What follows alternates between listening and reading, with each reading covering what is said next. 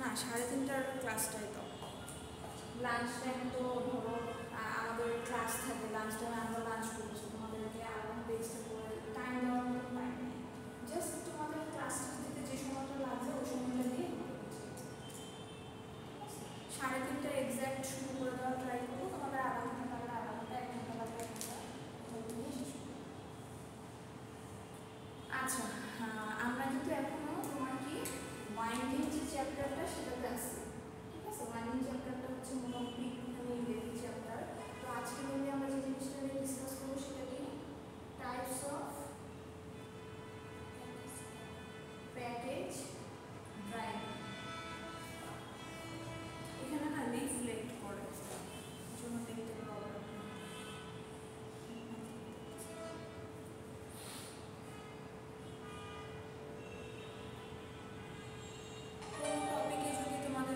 Problem বুঝতে সমস্যা হয় আমাকে কিন্তু ফ্রেন্ডলি বলবা ঠিক আছে কারণ মিডে তোমাদের চ্যাপ্টার কম থাকবে আমি চাইলে তোমরা সবাই ভালো আছে এই জন্য কন্টেন্ট বুঝেও তোমরা দেখাচ্ছে আছে তো ফার্স্টে যেটা আছে সেটা হচ্ছে কি types of package driving types of package driving এর ক্ষেত্রে ফার্স্টে যেটা আছে সেটা হচ্ছে সারফেস কন্ট্যাক্ট ড্রাইভিং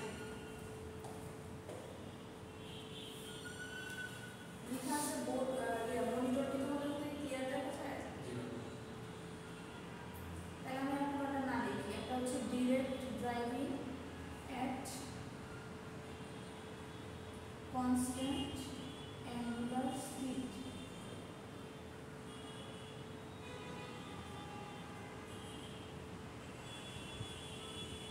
তোমরা দেখবে যে মিডে তোমাদের ঘুরে ফিরে 5টা বা 6টার মতন লেকচার যাবে এখন প্রথম ক্লাস টেস্টের জন্য তুমি যদি প্রথম 2টা লেকচার ভালোভাবে করে ফেলো তোমার হাতের কয়টা থাকবে ঠিক আছে বুঝতে পারছি তোমাদের জন্য ইজি হবে আচ্ছা তো এখনের যে টপিকটা সেটা হচ্ছে প্যাকেজ ড্রাইভিং আমাদের মেনলি প্যাকেজ ড্রাইভিং এর টাইপস হচ্ছে 3 ধরনের তোমাদের ওয়াইন্ডিং এর চ্যাপ্টারের মধ্যে দেখবা সবগুলো প্রশ্ন কিন্তু ইজি কিন্তু একটু কনফিউজিং এর আগে কিন্তু আমাদের একটা টার্ম ছিল সেটা কি ছিল টাইপস অফ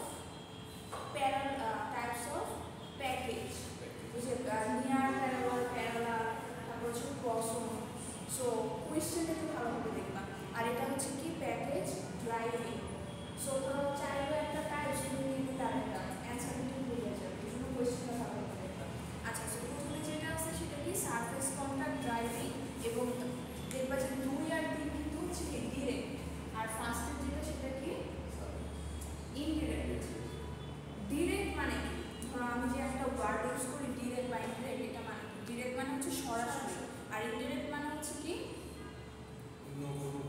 হ্যাঁ অন্য কোনো একটা মানে একটা সাপোর্টিং একটা বেস থাকবে তো নাম থেকে তোমরা আইডিয়া করতে পারবে সারফেস কন্ট্যাক্ট ড্রাইভিংটা হচ্ছে ইনডিরেক্ট সিস্টেম আচ্ছা আগে দেখো উপরে কি লেখা আছে এরপর ফিগারটা আমি বুঝিয়ে দেবো ফিগারটা কিছুই না জাস্ট মানে আইডিয়া থেকে বুঝতে পারবা in this system the yarn package is placed with a surface contact of a drum. The drum is driven by a motor and the same gear and when it rotates the package also rotates at reverse direction. তার মানে আমাদের এখানে main কনসেপ্টটা কি main কনসেপ্টটা হচ্ছে package ঠিক আছে প্যাকেজটা কিসের প্যাকেজ yarn প্যাকেজ এখন এই প্যাকেজের তো মানে অন্যরকম কোনো মোশন নাই যে প্যাকেজটা ঘুরবে তাই না এই প্যাকেজটা ড্রাইভিং সেন্সটা কোত্থেকে পাবে একটা সাপোর্টিং বেস এবং এই যে প্যাকেজ ড্রাইভিংটা এটা হচ্ছে সারফেস কন্ট্যাক্ট হয় বলতে কি ধরো প্যাকেজের নিচে আমার একটা সারফেস কন্ট্যাক্ট থাকে এখন এখন ব্যাপারটা হচ্ছে যে ধরো এটা আর এটা দুইটা যদি সারফেস কন্ট্যাক্ট থাকে এখন এটা যদি ঘুরে তাহলে কি করবে এটা ঘুরবে না মানে ওখানে প্যাকেজের ডাইমেনশনটা তো তোমার হচ্ছে ঘুরবে যে নিচেরটা ঘুরলে কি করবে উপরেরটা ঘুরবে এখানে প্যাকেজটা কিন্তু অটোমেটিক্যালি ঘুরতেছে না নিচের একটা সাপোর্টিং বেস আছে সেই সাপোর্টিং বেসটা ঘোরার পরে সে ঘুরতেছে সো এটা এখানে বলা আছে the yarn package is placed with the surface contact of A drum নিচে যে সাপোর্টিং বেসটা আছে সেটার নাম কি সেটার নাম হচ্ছে ড্রাম অ্যান্ড এই ড্রামটা তার মোশনটা পায় কোথা থেকে ওই যে মেশিনের মধ্যে আমাদের তোমরা দেখবা ল্যাপটপে যে মোটর গিয়ার বিভিন্ন যে টার্মগুলো থাকে মেশিনটা সুইচ অন করলে ফার্স্ট হচ্ছে মোটরটা রান করবে এবং মোটরের সাথে গিয়ারটা চলবে গিয়ারটা চলার পর এই যে সারফেস কন্ট্যাক্ট ড্রাইভিংয়ের যে ড্রামটা আছে সেটা কী করবে ঘুরবে ড্রামটার সংস্পর্শে যেহেতু আছে আমাদেরকে প্যাকেজ ইয়ার্ন প্যাকেজ, সেটা কি হবে একটা মোশন পাবে। এরপরেরটা কি? এরপরেরটা হচ্ছে direct driving at constant angular speed. এটা হচ্ছে ডিরেক্ট ড্রাইভিং। ডিরেক্ট ড্রাইভিং বলা হচ্ছে কেন? কারণ এখানে তোমার একটা স্পিডও থাকে, মানে একটা রড থাকে। ধরো এটা যদি একটা রড হয়, এই রডের মধ্যে কি দেওয়া আছে? হ্যাঁ, সুতার প্যাকেজটা দেওয়া আছে। তার মানে রডটা ঘুরলে ওইটা অটোমেটিক্যালি ঘুরবে। মানে এখানে এরকম না যে সাপোর্টিং একটা বেস থাকবে, ওইটা ঘোরার পরে যাবে। রডটা যতক্ষণ ঘুরবে আমার এটা কি করবে? প্যাকেজটা ততক্ষণ ঘুরবে। In this system the package is placed on a spindle.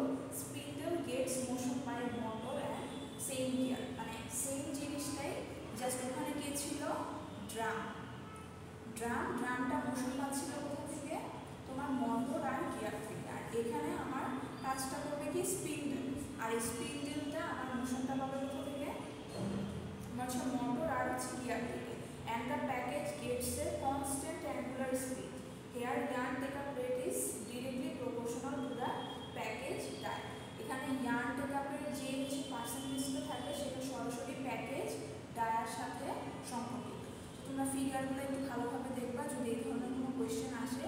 ফিগারগুলো তো ইজি, জাস্ট হচ্ছে কিছু কিছু টার্ম আর কি চেঞ্জ, সেগুলোকে কি করবো? চেঞ্জ করবো। যেমন এই দুইটা ফিগারের মধ্যে মেইন পার্থক্যটা কোথায়? একদম এখানে দেখবা যে স্পিন্ডেলের সাথে অ্যাটাচ আছে কি? ড্রাম। ড্রামের উপরে আছে কি? Yarn package. আর এটাতে হচ্ছে স্পিন্ডেলের মধ্যে আছে কি? Yarn package. এখন আসি পরের টার্মটাতে। এইটা আর পরের টার্মটা হচ্ছে অনেকটা সেম, বাট মেইন ডিফারেন্সটা কোথায়? একটা হচ্ছে কনস্ট্যান্ট অ্যাঙ্গুলার স্পিড, আর একটা হচ্ছে কি? Variable angular speed. কনস্ট্যান্ট মানে ফিক্সড, আর ভেরিয়েবল মানে হচ্ছে কি? চেঞ্জেবল। আচ্ছা, এখানে কি বলা আছে দেখো? In this system yarn package is directly driven at a variable angular speed to give a constant yarn speed. Here the package speed is inversely proportional to the package radius. এখন 2 আর 3 এর সাথে যদি আমি কম্পেয়ার করতে বলি, দুইটা হচ্ছে তোমার ওই যে আমরা করছিলাম না near parallel package. Near parallel প্যাকেজটা মেনলি করা হয় তোমার সেকেন্ড টার্মটার মাধ্যমে, আর ক্রস হোম প্যাকেজটা করা হয় কিসের মাধ্যমে? এই 3 নাম্বার যেটা আছে direct driven and angular speed. কারণ এখানে অ্যাঙ্গেল ক্রিয়েট হয়। ক্রস হোম প্যাকেজটা কিন্তু না থাকে। ফার্স্টে ধরো একভাবে আমার ইয়ার্নগুলো পেঁচালো, এরপরে আমার এই ভেরিয়েবল যে অ্যাঙ্গুলার স্পিডটা থাকে সেটাকে চেঞ্জ করে দিলে এটা আরেক অ্যাঙ্গেলে কী করবে? ওয়াইন্ডিং হবে। সো সেম জিনিসই, জাস্ট দুইটার মধ্যে পার্থক্য। আর যদি আমি ফিগারের মধ্যে পার্থক্য করতে বলি তাহলে কীভাবে করবা? এই যে দেখো এখানে স্পিন্ডলের মধ্যে যে প্যাকেজটা আছে সেটা কি? Near parallel package. মানে ইয়ার্নের মধ্যে দাগগুলো দেওয়া আছে জাস্ট হেলিক্স অ্যাঙ্গেলে একভাবে, আর এখানে কিভাবে দেওয়া আছে? ক্রস আকারে দেওয়া আছে। বুঝতে পারছো? ক্লিয়ার? টার্মগুলো ইজি, জাস্ট তোমাকে কি করতে হবে? একটুখানি বুঝে বুঝে মেমোরাইজ করতে হবে, নাহলে দেখবা কিন্তু ঘুরে ফিরে একই জিনিস। এবং এগুলো কিন্তু ব্রড কোশ্চেন হওয়ার মতন টার্ম, যে নিয়ার প্যারালাল প্যাকেজ আর ক্রস প্যাকেজ, তারপর হচ্ছে এই তিনটা, এগুলো থেকে কিন্তু মাস্ট কোয়েশ্চেন হবে। সো বেসিক টার্মটা ক্লিয়ার রেখে কী করবা? পড়া ট্রাই করবা। আচ্ছা, এরপরে আসি হচ্ছে পরের টার্মটাতে, ওটা হচ্ছে tension device. During winding we have to impart proper tension to yarn so that we can get a stable and undamaged package. So we pass the yarn through a device called tension device. Tension device জিনিসটা কি? Tension device জিনিসটা হচ্ছে যে ডিভাইসটা আমার ইয়ার্নের মধ্যে কী করবে? Tension maintain করবে। টেনশনটা কীভাবে মেনটেন করবে? ধরো এটা হচ্ছে ইয়ার্ন, হ্যাঁ, এখন ইয়ার্নটাকে আমি যদি জাস্ট এইভাবে পাস করাই, এটা যত ভালোভাবে না পাস হবে, এখানে যদি আমার একটা টেনশন ডিভাইস থাকে তাহলে কী হবে? জিনিসটা টান টান অবস্থায় থাকে, মানে তার ওয়েটটা আরও কী হবে? স্মুথ হবে। এবং টেনশন ডিভাইস নামটা থেকে বোঝা যায় কি এটা ইয়ার্নকে কী করবে? একটা প্রপার টেনশন দিবে। তোমরা কি টেনশন ডিভাইস দেখছো? আমাদের হচ্ছে ওই যে ওই মেশিনটার মধ্যে আসে, ওটা তো এখনো আসে না,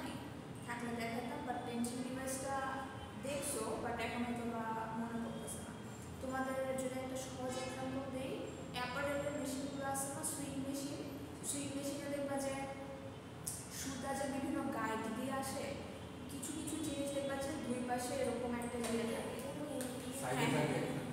এই যে হচ্ছে যে এরকম দুই পাশে এরকম থাকে, এইটার মাঝখান দিয়ে ইয়ার্নটা যায়, দুই পাশ থেকে কিন্তু জিনিসটাকে চাপ দিয়ে রাখে, মানে এটা কি দিচ্ছে একটা টেনশন দিচ্ছে, এটা কিন্তু এক ধরনের কি টেনশন ডিভাইস।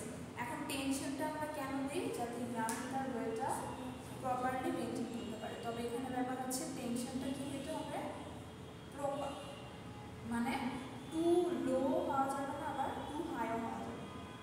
টেনশন যদি আমি বেশি জোরে দিই, এখন ধরো এটা যদি আমার ইয়ার্ন হয়, এটা যদি আমি অনেক বেশি চাপ দিয়ে ধরে রাখি, এটা যখন পাস করবে তখন ছিঁড়ে যাবে। আবার যদি এটা একটু হালকাভাবে থাকে, তাহলে আমি যে পারপাসে দিচ্ছি সেই পারপাসটা কিন্তু সার্ভ হবে না। সো এই জিনিসটাই হচ্ছে টেনশন ডিভাইস। এবং এই প্রথম দিকে যে তোমরা এতগুলো জিনিস পাচ্ছ, যেমন ধরো ইয়ার্ন গাইড বললাম না আমরা, তো আজকে পাচ্ছ টেনশন ডিভাইস। এটা শুধুমাত্র বাইন্ডিংয়ের সাথে রিলেটেড ব্যাপারটা এরকম না, তুমি যে কোনো মেশিনে যাও, যেমন আমি সুইং মেশিন দিয়ে তোমাদেরকে একটা এক্সাম্পল দিলাম, মানে টেক্সটাইলের মেশিনারিগুলোর মধ্যে yarn guide, yarn feeder, tension device, হ্যাঁ এগুলো হচ্ছে খুবই কমন একটা নাম, বাট যেটা আমাদের ফার্স্ট চ্যাপ্টার এটা এখানে আর কি আমরা পড়তেছি। আর টেনশন ডিভাইসের অনেকগুলো টাইপস আছে, এখানে মেনশন করা আছে কয়টা? 4টা। মানে আমাদের জেনারেলি ফ্যাব্রিক রিলেটেড যে টেনশনারগুলো আছে সেটা হচ্ছে কয় ধরনের? 4 ধরনের। টেনশন ডিভাইস আর টেনশনার একই জিনিস, ঠিক আছে? 4টা ধরন কি কি? Capstan tensioner, additive tensioner, combine tensioner, আর হচ্ছে কি অটোমেটিক টেনশনার। সব থেকে কমনলি ইউজড হয় যেটা, সেটা হচ্ছে অটোমেটিক টেনশনার। বাকি 3টা আমরা দেখবো, আমি ক্লাসে জাস্ট একবার করে তোমাদেরকে দেখাই দেব, বাট ওই 3টা লাগবে না, হ্যাঁ পরীক্ষার জন্য জাস্ট অটোমেটিক টেনশনারটাই করবা। ক্যাপস্টন টেনশনারের একটা মানে হচ্ছে এটা ঠিক একটা মানে কি বলে এক্স্যাক্ট ভিউ না, এটা হচ্ছে একটা স্কেমেটিক ডায়াগ্রাম, ঠিক আছে? যে ইয়ার্নগুলো যেমন পাস হচ্ছে বিভিন্ন টেনশনারের মধ্যে দিয়ে সেটা বোঝাচ্ছে। It is the simplest type of yarn tensioner. It works only by deflecting the yarn around fixed post. This includes a capstan effect on yarn. তার মানে এখানে ইয়ার্ন তার টেনশনটা মেনটেন করবে কিভাবে? ধরো এটা যদি ইয়ার্ন হয়, এটা একবার এটার মধ্যে দিয়ে গেল, এই পাশে আমার আরেকটা টান থাকলে সেটার মধ্যে দিয়ে গেল, এখানে ধরো আরেকটা কিছু আছে সেটার মধ্যে দিয়ে গেল, এবং এটা যে পাস হবে এটা কিন্তু নির্দিষ্ট কি করবে? টেনশন মেনটেন করবে, এরকমভাবে টান টান অবস্থায় যাবে। তাহলে এটা কি হচ্ছে? একটা টেনশনারের কাজ হচ্ছে। এবং এখানে যে ইফেক্টটা ক্রিয়েট হয়, এটা হচ্ছে একজন মানে যিনি আর কি জিনিসটা আবিষ্কার করছে তার নাম, তার আর কি নাম অনুসারে দেওয়া।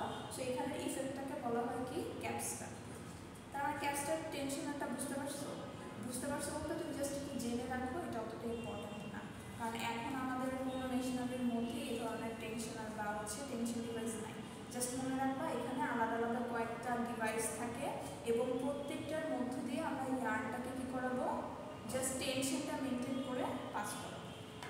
আচ্ছা, এরপরে যেটা আছে সেটাও simple type, additive tensioner. This is also a simple technique of applying tension of yarn in this device. A dead weight or spring is used in the middle of the two surface in contact, and force is applied to give suitable tension on the yarn. তার মানে ইয়ার্নটা যে pass হয় আমার দুইটা তোমার হচ্ছে আলাদা সারফেসের মধ্যে দিয়ে পাস হয়। ধরো উপরে একটা থাকে, নিচে একটা থাকে, মাঝখান দিয়ে কি হবে? আমার ইয়ার্নটা পাস হবে। এবং এই যে একটা সারফেস, নিচে একটা সারফেস, ধরো আলাদা আলাদা দুইটা সারফেস, তাহলে আমার টেনশনটা কিভাবে পাবো? এই সারফেসের উপরে আমার কোনো কিছু দিয়ে একটা ফোর্স দিতে হবে, অ্যাডিশনাল ফোর্স। এই জন্য এটাকে বলা হয় কি অ্যাডিটিভ টেনশন। মানে কাহিনীটা বুঝতে পারছো? উপরে একটা সারফেস থাকবে, নিচে একটা সারফেস থাকবে, এই দুইটার মাঝখান দিয়ে ইয়ার্ন যাবে, কিন্তু এটার মধ্যে আসলে এমন মানে তোমার কি বলে ক্যাপাসিটি নাই যে ইয়ার্নটাকে এখন প্রেশার দিয়ে রাখবে। এই জন্য উপরের সারফেসের উপরে কি দিতে হয়? একটা আলাদা লোড বা একটা প্রেশার দিতে হয়। এবং এই যে একটা অ্যাডিশনাল প্রেশার আমরা অ্যাপ্লাই করি, এখানে দেখো তীর সাইন দিয়ে তোমার হচ্ছে এফ লেখা, মানে হচ্ছে কি এখানে ফোর্স অ্যাপ্লাই করা হচ্ছে। আচ্ছা, এরপরেটা হচ্ছে কি কম্বাইন্ড টেনশন। কম্বাইন্ড টেনশনের কথা বলা হচ্ছে কি, ইট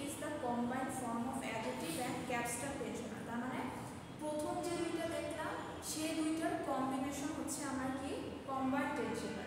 The device permits the tension level to be raised at the desired level but does not permit reduction of tension.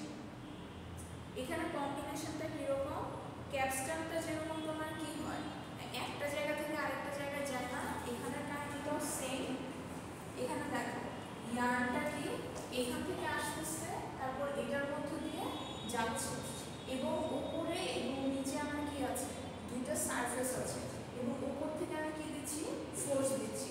তার মানে এক নম্বর ক্যাপস্টন টেনশনার এন্ড হচ্ছে অ্যাডিটিভ টেনশনারের একটা কম্বিনেশন ফর্ম। তবে এটার একটা হচ্ছে আমরা ডিসঅ্যাডভান্টেজ বলতে পারি যে এটা শুধুমাত্র কি করতে পারবে টেনশনটা দিতে পারবে, আমার যদি কোনো কারণে টেনশনটা কম দিতে হয় এটা কিন্তু পসিবল না। ঠিক আছে, তাহলে তিনটা গেল আমার ক্যাপস্টন, অ্যাডিটিভ আর হচ্ছে কি কম্বাইন্ড টেনশন। এরপরেটা হচ্ছে কি অটোমেটিক টেনশনার। এবং সব জায়গায় তোমরা যে জিনিসটা দেখো বা মোস্ট কমনলি ইউজ যে টেনশনারটা সেটাই হচ্ছে অটোমেটিক টেনশনার। কি আছে পড়ো সবাই, মনে মনে পড়ো, জোরে জোরে পড়তে হবে।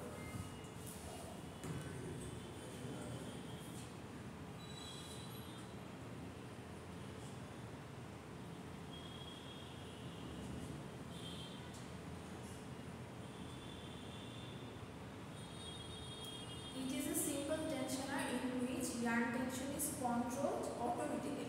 তার মানে আগেরগুলোতে আমরা যে প্রবলেমটা দেখলাম যে আমাদের আলাদা একটা ফোর্স দিতে হবে, এখন ওই ফোর্সটা কীরকম, এখন ধরো আমি যদি একটা সুতার উপরে ধরো 2 নিউটন দিলাম, তার মানে কি ওইটা কিন্তু ফিক্সড, ইয়ারটা যতক্ষণ পাস হবে আমার জিনিসটা কি 2 নিউটনই যাবে। এটা আলাদাভাবে যেহেতু আমি দিচ্ছি, আমি এটাকে একবার 1 নিউটন একবার 5 নিউটন কিন্তু করতে পারবো না। বাট এটার ক্ষেত্রে যে সুবিধাটা যে এটার ইয়ার্ন টেনশনটাকে আমরা কি করতে পারি কন্ট্রোল করতে পারি। কন্ট্রোল করা বলতে কি, কন্ট্রোল করা বলতে হচ্ছে যে ধরো কমানো বা বাড়ানো, সেটা আমরা করতে পারি।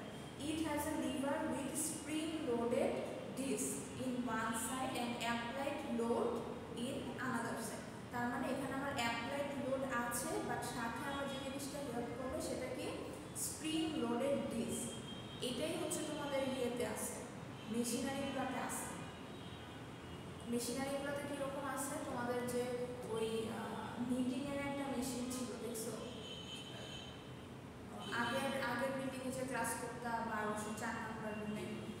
এছাড়া তোমরা এই জিনিসটা দেখছো অনেক জায়গায়, তোমাদের উপস্থিত দেখাবো মতো কিছুই নেই, যে দুই পাশে দুইটা ডিস্কের মতো থাকে, একটু বললাম না এটাকে যদি তুমি টান দাও এটা কিন্তু পিছনে যাবে আবার আসবে, কেন, কারণ এটার মধ্যে স্প্রিং থাকে। মানে এগুলো যদি প্র্যাকটিক্যালি দেখাতে পারতাম ভালো হতো, মানে দুই পাশে দুইটা ডিস্কের মতন থাকে।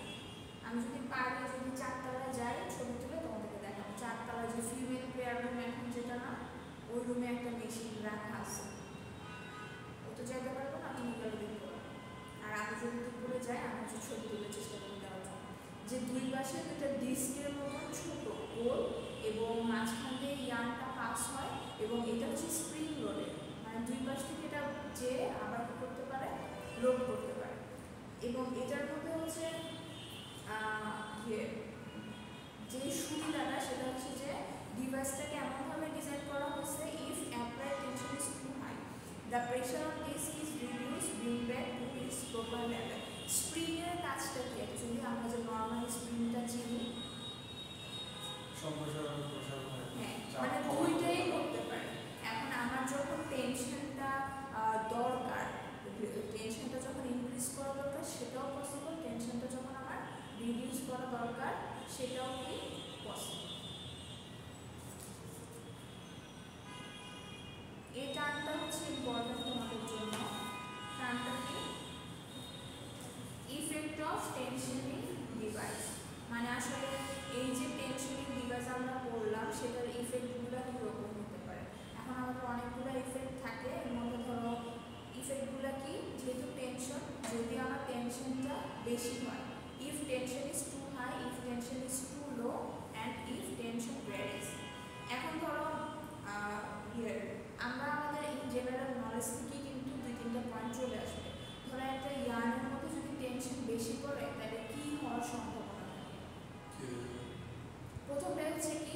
ইয়ার্নটা ছিঁড়ে যাবে।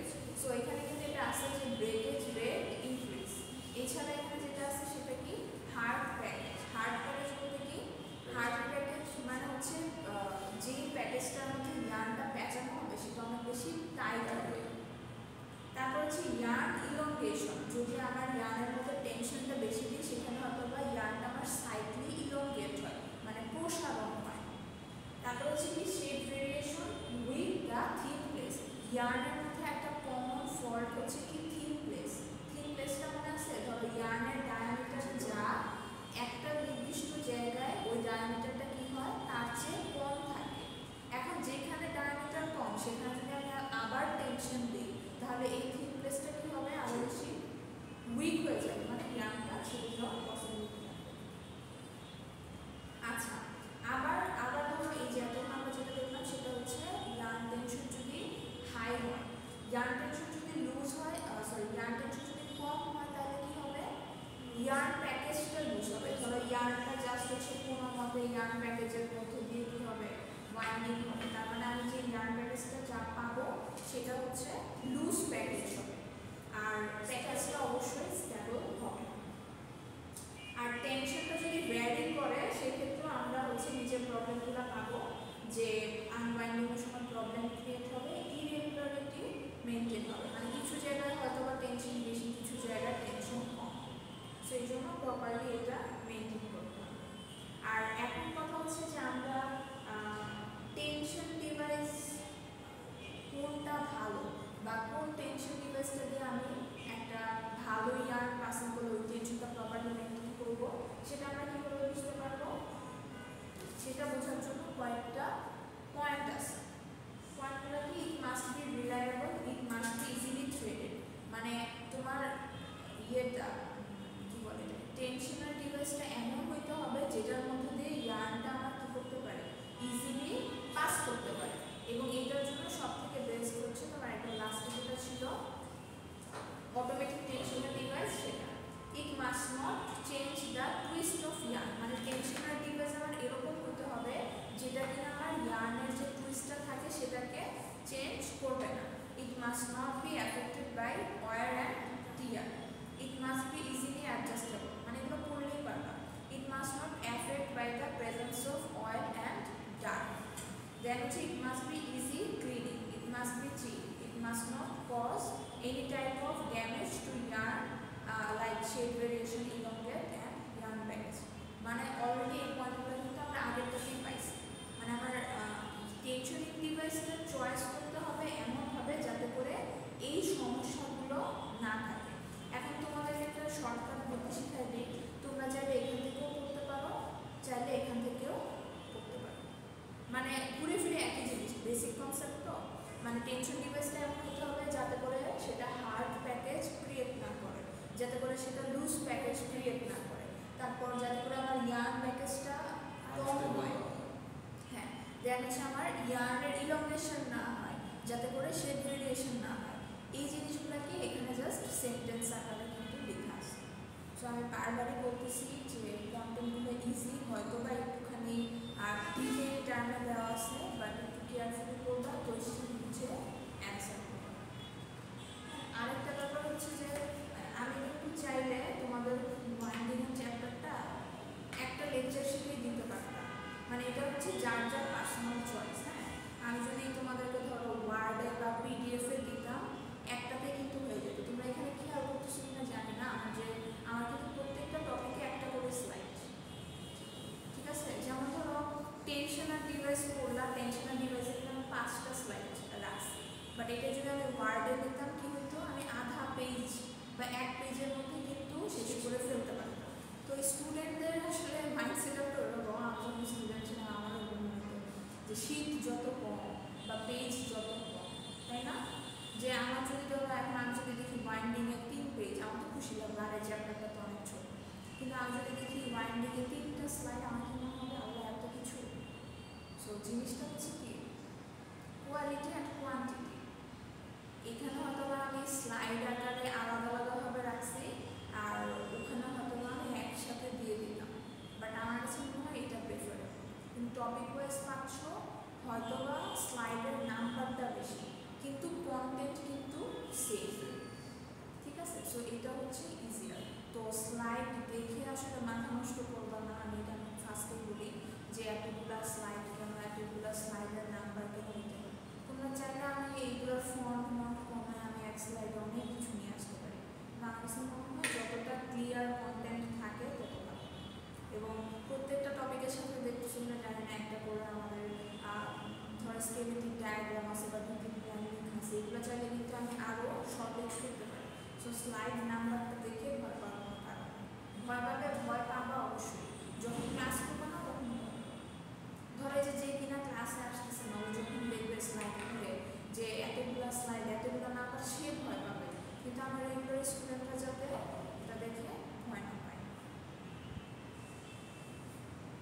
আচ্ছা, আমরা ওয়াইন্ডিংয়ে আসলে একদম লাস্টের দিকে চলে আসছি। আমাদের জাস্ট থিওরিটিক্যাল টার্ম আর একটাই আছে, সেটা হচ্ছে কি প্রিসিশন ওয়াইন্ডিং আর হচ্ছে নন প্রিসিশন ওয়াইন্ডিং।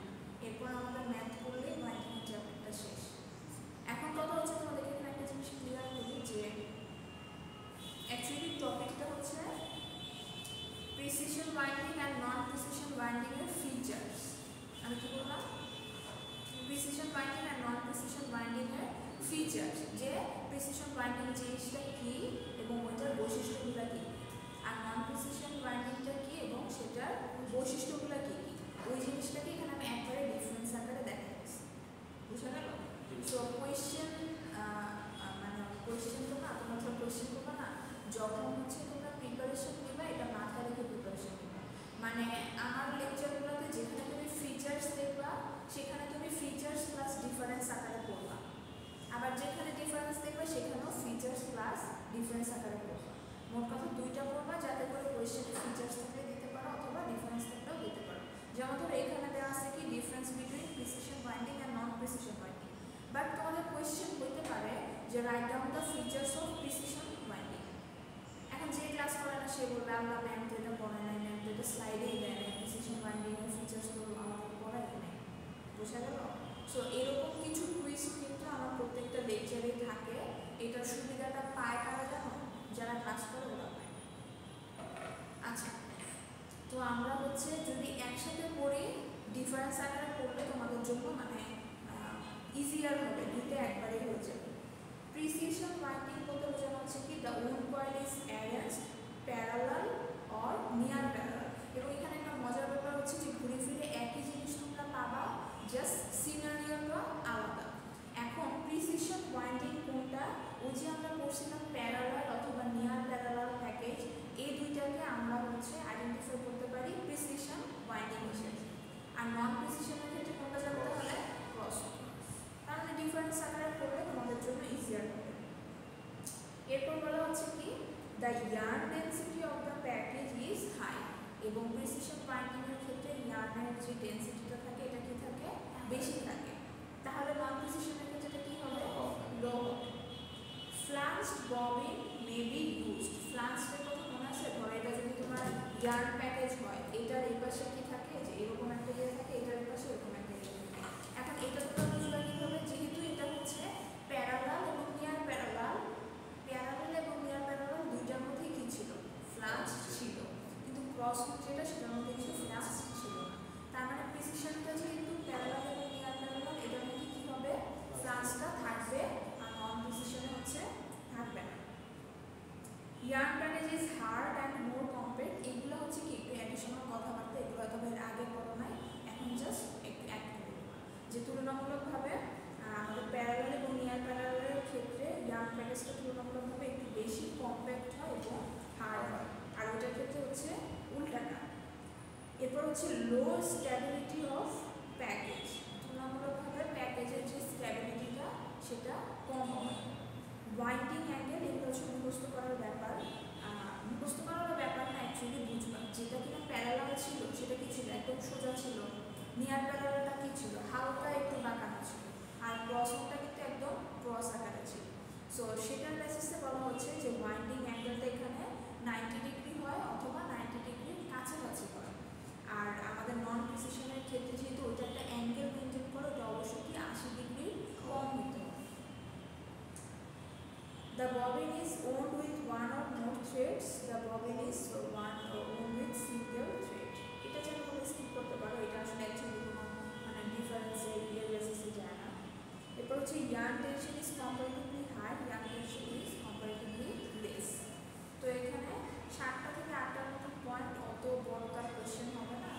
শর্ট কোয়েশ্চেন আকারেই যায়, তোমরা মিনিমাম এমন একটা প্রিপারেশন নিয়ে রাখবা যাতে করে ফিচার্স অথবা ডিফারেন্স যেটাই চাওয়া হোক না কেন অ্যান্সার করতে পারো।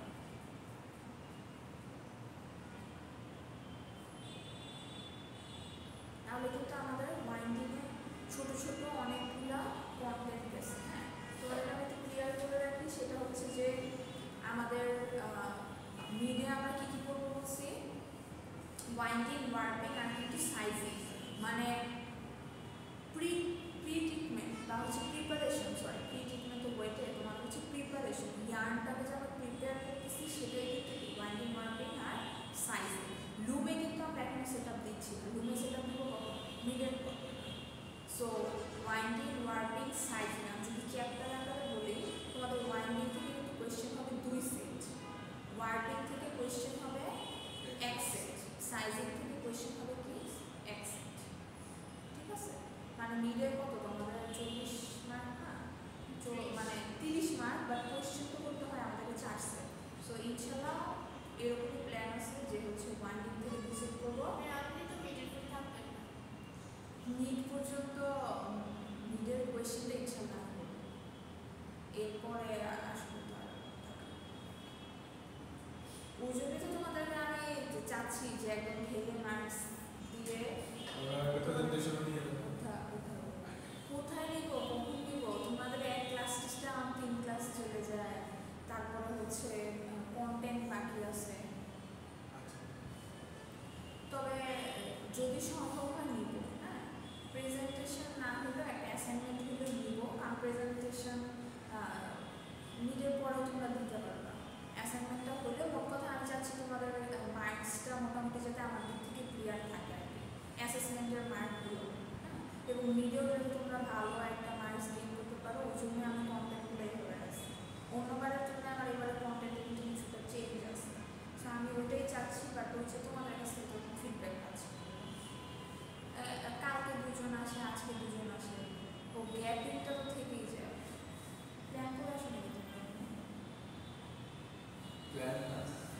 যে সাবজেক্ট যে আজকে তোরা 2 জন যা, কালকে আমরা তো আমরা 2 জন আসতেছি, তাহলে এরকম হয়। আমি কালকে যাইতে অনেক দেরি হয়েছে, কালকে তো বুঝতে পারছি, আমরা তো নিজেরাও বাইরে আসা যাওয়া করে, আমরা তো জানি যে প্রবলেম হয় বা হচ্ছে একটু, যেমন ধরো শনিবারে তুমি একটু দেরিতে বের হইলে সমস্যা নেই, হ্যাঁ শুক্রবারে দেরিতে বের হইলে সমস্যা নেই, মঙ্গলবারটা কিন্তু অনেক জ্যাম থাকে, আর গতকালকে তো হচ্ছে মহাখালীর রাস্তা ব্লক ছিল, এই জন্য জ্যাম ছিল। কারণ আসলে তোমাদের তো হচ্ছে জাস্ট একটা প্যারা, স্টুডেন্টদের প্যারা হচ্ছে একটাই, পড়ালেখা করা, পরীক্ষা দেওয়া, তাই না? কিন্তু আমাদের তো একটা প্যারা থাকে না, কালকে যখন আমরা ক্লাস নিতে পারি নাই সেটা রিজন কিন্তু ডিপার্টমেন্টাল কাজে ছিল।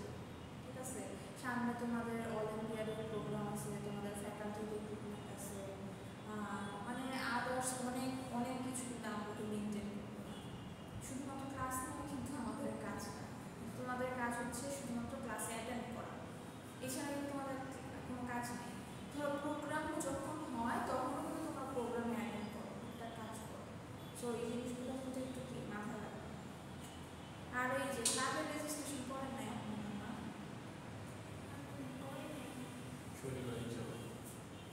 তোমাদের রেজিস্ট্রেশন করা আছে, কিন্তু এটা তো মানে মেম্বারশিপ এখনো হয় নাই, অন্য জায়গায় তো তোমার মানে যেটা সত্য কথা যে একদম তুমি যদি রেজিস্ট্রেশন ফি না দাও তোমার তো রেজিস্ট্রেশন কাউন্টই হয় না, এখানে তো তা আমরা হচ্ছে নিয়ে রাখতেছি, আচ্ছা ঠিক আছে আজকে না কাউকে দিই, মানে এরকমভাবে যদি এগুলো থাকো মেম্বারশিপ তো কাউন্ট হবে কি। আজ এবারে কিন্তু তোমরা দেখছো যে তোমাদের ক্লাবের কমিটিতে 13 ব্যাচ পর্যন্ত গেছে, 13 ব্যাচে তাও সবাই যায় না, 2 জন গেছে, এটা কিন্তু সিনিয়রিটি বেসিসে আসে, এটা হয়তো তোমরা জানো, যতদিন পর্যন্ত 10 ব্যাচ আছে ওরাই কিন্তু মানে একদম সিনিয়র পোস্টগুলো পাবে, এটা স্বাভাবিক, এখানে কখনোই 12 বা 13 বা 15 ব্যাচ এখনো যাবে না, 10 ব্যাচ বের হয়ে যাবে, 11 ব্যাচ পাবে, তখন 12, 13, 14 আসবে, হ্যাঁ আবার ধরো 10, 11, 12 বের হয়ে যাবে, তখন আস্তে আস্তে তোমাদের পোস্টার হয়ে যাবে। এখন যে স্টুডেন্ট কিনা আমার ক্লাবের মেম্বারই না, তাকে তো আমি আসলে পোস্ট দেওয়ার প্রশ্নই আসে। সো এবারে 13 ব্যাচ গেছে, নেক্সট সেমিস্টার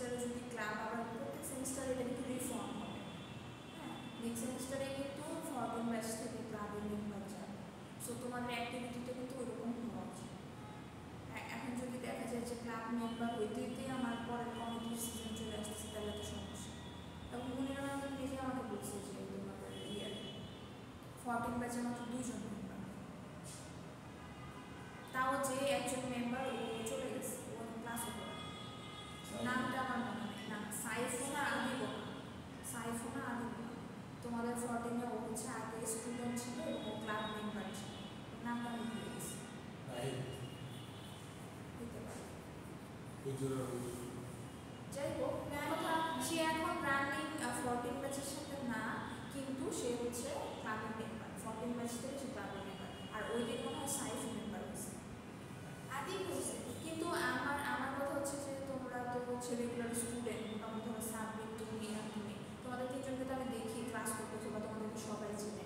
হ্যাঁ, তোমাদের অ্যাটেন্ডেন্সের একটা প্রায়োরিটি আছে, তাহলে তোমরা কেন মেম্বার হবা? তুমি কি পরে গিফট পাইছিলা? দিছো না? ওটা আসলে একটা মিসআন্ডারস্ট্যান্ডিং ছিল। এখন ওইগুলো আবার ক্লিয়ার করতে গেলে প্রবলেম। এই জন্য আমি তোমাকে বলছি যে তুমি স্যারকে বলবো, তুমি জানাইছো। কারণ এখানে আসলে ব্যাচের ব্যাচের থেকে হয়তো বা একটা মিসিং হয়ে গেছে, তোমাকে ইনফর্ম করে না। ঠিক আছে, অন্যান্য ব্যাচের ব্যাচের হয়তো বা ইনফর্ম করছে, তুমি কোনো জানো না। যাই হোক, পাইছো ভালো কথা, এটা ধরে রাখার চেষ্টা করবা। ঠিক আছে, যেমন এই সেমিস্টারে যাতে তোমাদের অ্যাটেন্ডেন্স 90% থাকে, আবার রেজাল্টও যাতে ভালো থাকে। রেজিস্ট্রেশন করছো, এক কথা থেকে তো আরেক কথা চলছে, বুঝছো? আমি কিন্তু আজকে কালকের মধ্যে বা এই উইকের মধ্যে অ্যাটেন্ডেন্স দেওয়া শুরু করবো। মোট কথা আমার দিক থেকে আমি কিন্তু ক্লিয়ার হয়ে যাবে। এখন যদি কেউ রেজিস্ট্রেশন না করো, আমি কিন্তু তার অ্যাটেন্ডেন্স দিতে পারবো না। করা আমি তো নাম দেখলাম না, কবে করছো? আমি 4-5 দিন গেছি। আচ্ছা ঠিক আছে, আমি তাহলে চেক করবো। শনিবার করছি, শনিবার দিন 3 দিন। আচ্ছা চলো আমরা হচ্ছে একটা ম্যাথ করি। ম্যাথের মধ্যে এখানে কি কি দেওয়া আছে বলো তো? Production of winding 560 yards per minute per drum. আর ইয়ার্ন কাউন্ট দেওয়া আছে কত? 24 এমনি। তোমরা কি ইয়ার্ন কাউন্ট নিয়ে কোনো কিছু করছো? যেটা পড়তেছি পড়তেছো না? সেকেন্ড সেমিস্টারে পড়ছি। এনই মানে কি? ইংলিশ তো ইংলিশ কাউন্ট। এর যে হচ্ছে এর যে তোমার যে প্যারামিটারগুলো সেগুলো করতে পারবা? এই 1000 মিটার 1 ইয়ার। না।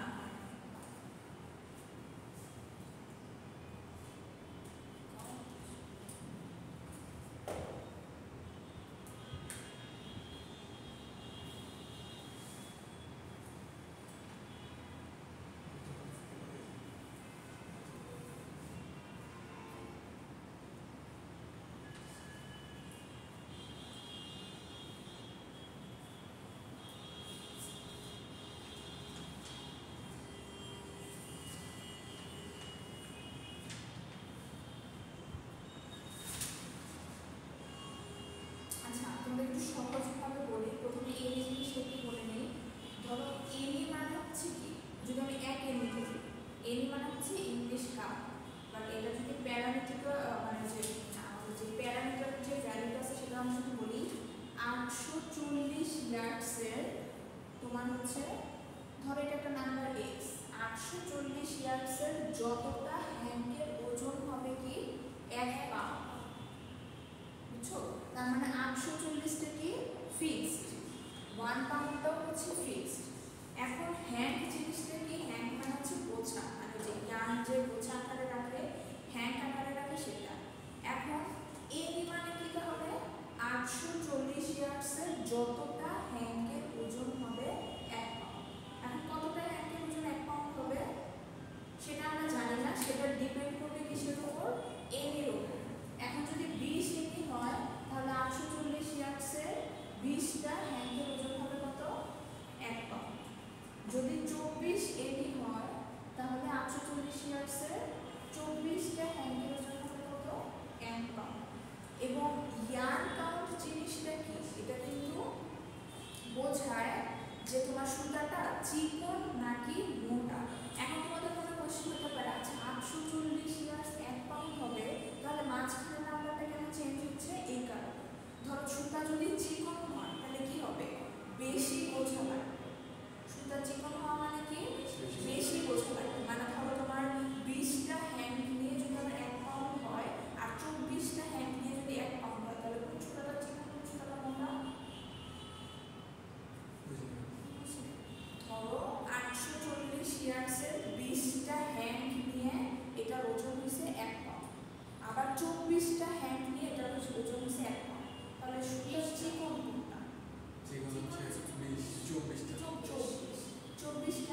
সুতাটা চিকন বলে আমার হ্যান্ডটা বেশি গেছে, আর সুতাটা যখন মোটা তখন হ্যান্ডটা হচ্ছে একটু কম।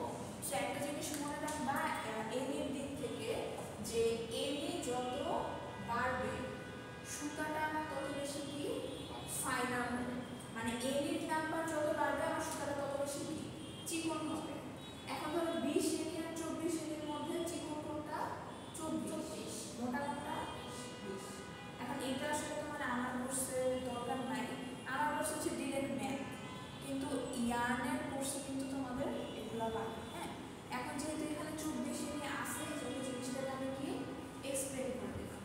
আচ্ছা, এরপর বলা হয়েছে কি নাম্বার অফ ড্রাম 15টা, ওয়েট অফ ইয়ার্ন হচ্ছে 500 পাউন্ড, তাইলে আমার কতটুকু সময় লাগবে, মানে এখানে কোশ্চেনটা দেওয়া আছে যে তোমার যে একটা ওয়াইন্ডিং এর ক্ষেত্রে প্রোডাকশন অফ ওয়াইন্ডিং হচ্ছে এত, ইয়ার্ন কাউন্ট এত, নাম্বার অফ ড্রাম এত, ইয়ার্নের ওয়েট এত, তাহলে আমার কতটুকু সময় লাগবে।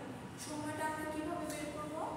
ম্যাথটা হচ্ছে আমি করে দিচ্ছি, আগে বোঝার চেষ্টা করো। হ্যাঁ, ফার্স্টে তোমরা লিখবা যে 24 এনি মিনস, মানে 24 এনিটা কি সেটা আগে লিখবা। এটাকে আমরা একটু উল্টা করে লিখবো, কি কারণে উল্টা করে লিখবো একটু পরে বলতেছি, যে 1 pound of yarn contains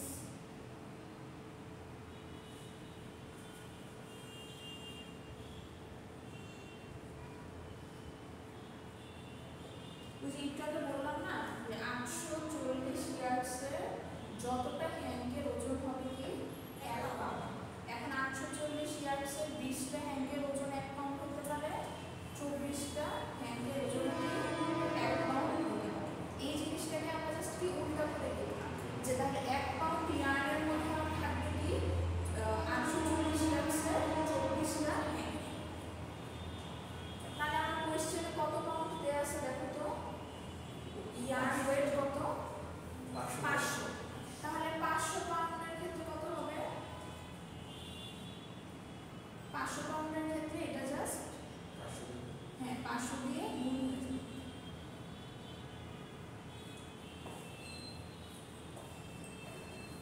এখন উপরে একদম উপরে প্রোডাকশনটা কত দেওয়া আছে দেখো তো, 560 এর পরে কি লেখা আছে?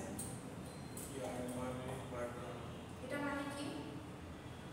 মানে যে প্রত্যেক মিনিটে 560 গ্রাম প্রোডাকশন। ড্রাম কত লাগবে? ড্রাম লাগবে একটা লাগবে 560। তাহলে আমি এখানে কি লিখলাম?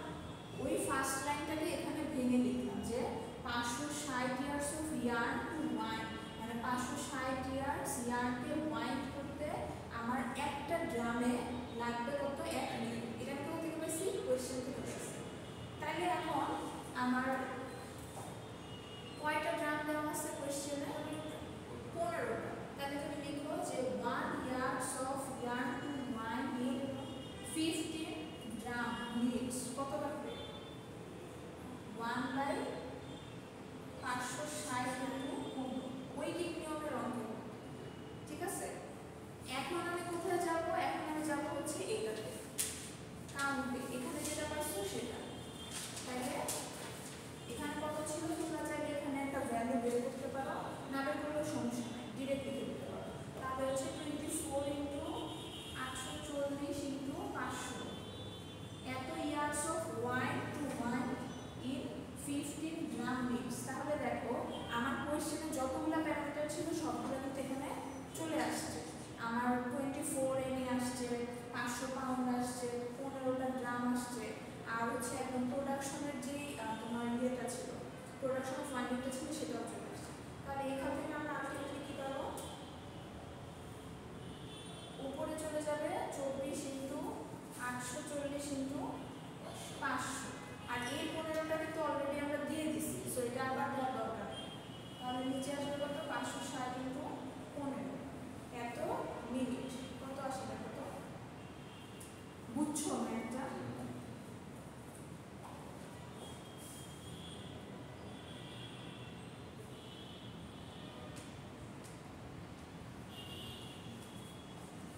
1200 1200 মিনিট, তাই না? তোমরা চাইলে এটাকে মিনিটেও বানাতে পারো, আওয়ারও নিতে পারো। আওয়ারে দিলে কি করবো? 60 দিয়ে ভাগ করবো। কত হবে তাহলে?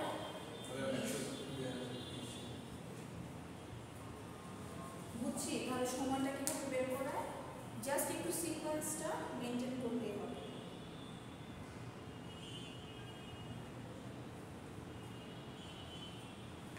ম্যাথটা এখানে করে দেওয়া আছে, স্লাইডেও ম্যাথটা করে দেওয়া আছে, বাট একবারে যদি দেখে ফেলো তাহলে হচ্ছে একদম লাস্টে অ্যান্সারের দিকে চোখ চলে যাবে, বুঝবা না, এই জন্য জাস্ট বুঝিয়ে বুঝিয়ে করা। আরেকটা ম্যাথ দেওয়া আছে, এটা একটু সবাই তুলে রাখো, এটা আমাকে দেখাবা নেক্সট ক্লাসে। এটা করবা করে আমাকে দেখাবা।